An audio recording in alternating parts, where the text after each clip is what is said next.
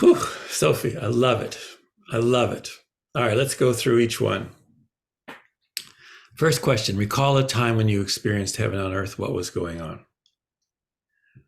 I want to talk about what you did not do.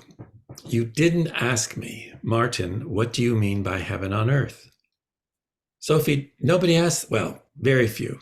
99.999% of people just answer the question. I didn't define heaven on earth. I didn't tell you what it was. You didn't ask me. But you simply answered and you said, my first child, when she was born, wrapping her in the love bubble, softness, purity, like in a cave, safety, unconditional love, rather, security, warmth. The interesting thing about the answering to the first question, recall a time when you experienced heaven on earth, is that people don't ask. And if they do, rarely, I just say, I'm not going to answer, turn it back to them. And then they answer. It's because I believe that within you is something I call the already knowing. There's an already knowing within you about what heaven on earth is. Because if there wasn't, how could you answer the question? You simply answer. Everybody answers, which tells me that you already know. That's a very important first point. Second point, here's a magic wand, and with it you can have heaven on earth.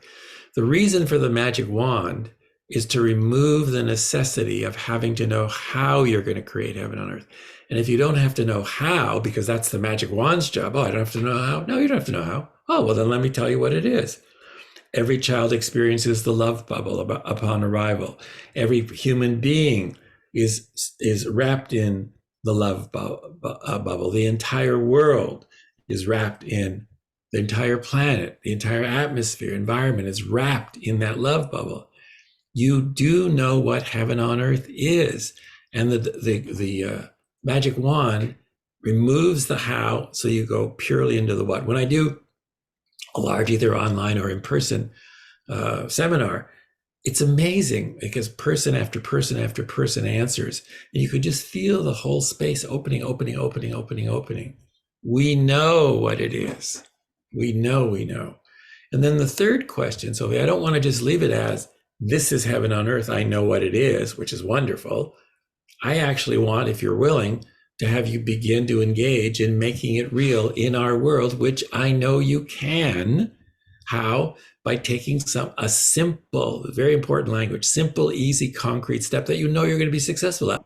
And I think there's something about you have created a vortex of heaven on earth. So when you are present and you ask these questions, you're actually pulling the true answer out of people. This is a really beautiful experience. Thank you. And you're very welcome. Thank you. And the answer is already there. That's what surprises me.